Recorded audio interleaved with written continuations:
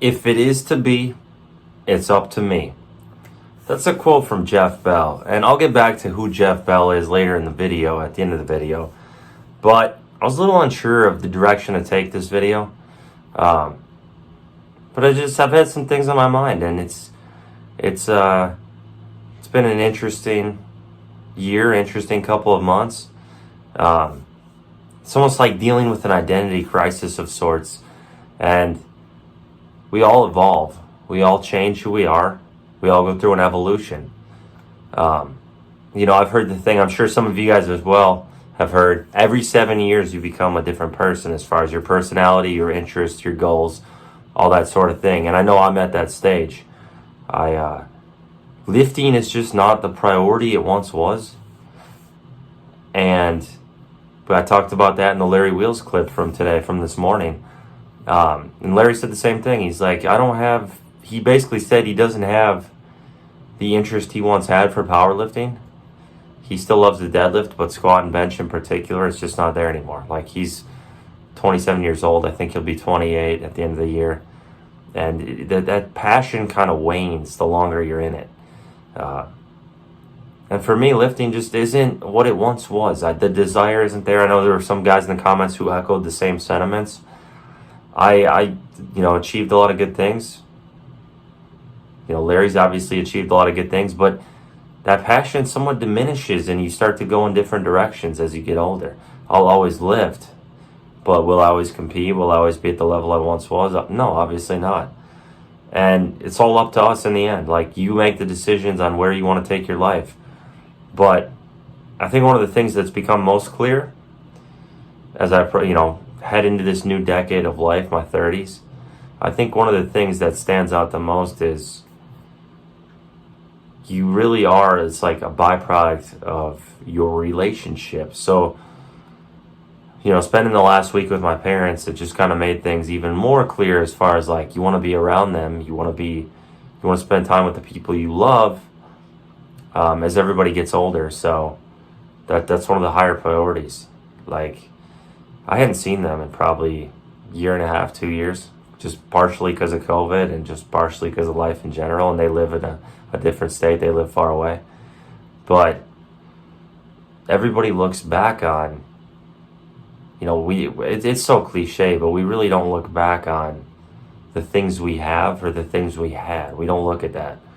Nobody looks back on life and goes like, oh, my house was awesome, or my car was awesome, or, that sort of thing. But you look back on, like, okay, did I take care of the people around me? Did I spend time with them? And even I've had that thought. I'm like, I haven't spent enough time with my family in the last couple of years, like my parents and my sister and all that. And part of it's because we're not living in the same areas, but it's just one of those things that becomes more important the further you get into life. And I'm going to play at the end, it's a little speech from Jeff Bell. So Jeff Bell is the brother of a friend of mine, someone I train. Jeff Bell is 72 years old, and he lives out in California, and he is in stage 4 cancer as far as salivary cancer. So he's probably got, a few months to live. And, you'll hear his speech. It's like a 2-minute speech. I'll put it at the end. And it just echoes what I'm saying now. It's like, there's other things, obviously, that we experience in life that take up our life, but at the end of the day, it's like those relationships forged and the time spent with everybody else. So it's just another reminder of that, because we do evolve as people. We're not going to be the same people. Even if you're 100% into lifting now, pushing it as hard as you can to compete, that could drastically change in a few years once you get to that new phase of life, once new things arise. So it's ultimately, as Jeff Bell said, it's up to us. It's not, we control our destiny as far as we can, when times are tough. And, like, honestly, for me, I've just been struggling a little bit lately with some almost like minor depression in a sense. Just, nothing too serious, but I've definitely been feeling kind of down in the dumps, struggling with, like, obviously there's inflation, like finances are tougher right now, with people are holding on to their money. So if you have like a gym or something, you don't get as many people, things like that.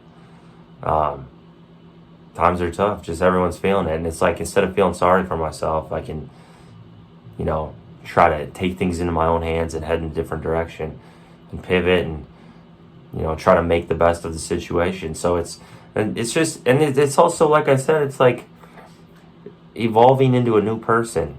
It's a different identity now. Like, I'm accepting that I'm never going to hit some of the numbers I once did or come close to them, and I'm not going to be known for my lifting as much. You know, I'm gonna be a new person, and I love doing the videos. I love talking to people on the podcast, and I love putting out the content. So that's a new phase. This is a new phase, and I know, you know, I hope most of you are enjoying it.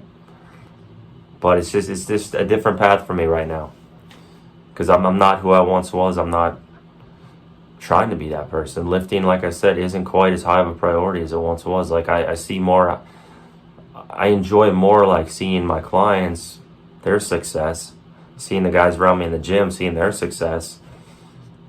And that's almost as fun for me as hitting the PRs myself nowadays, because I'm at peace with it. I don't need to hit PRs to be the person I once was. So it's just, life evolves. It's in your hands. Family's the most important. We all go through hard times, like everybody does. So you're not alone as far as that goes. And yeah, I think that's about it. It's hard for me to put into words all the things I'm feeling, but I think some of you guys will kind of relate as far as this video. Because sometimes we get caught up too much in things like what we're seeking out or who we're trying to be. You know, what do we want? We think the things we want will define us, or without even realizing it. It's not that we necessarily think that. Subconsciously, we think that. We think that if we, you know, have a bigger house or have a nicer car, that will change our happiness level, when really our happiness level is pretty baseline. You get the temporary feelings of euphoria, and then it goes away. Just like with lifting a PR. If you hit a PR, you'll often feel that euphoria, but it dwindles right away, because what happens the next day after you hit a PR? Any of you guys can tell me. You get like, let's say you achieve a goal. The next day you're looking at the next goal. So it's very fleeting.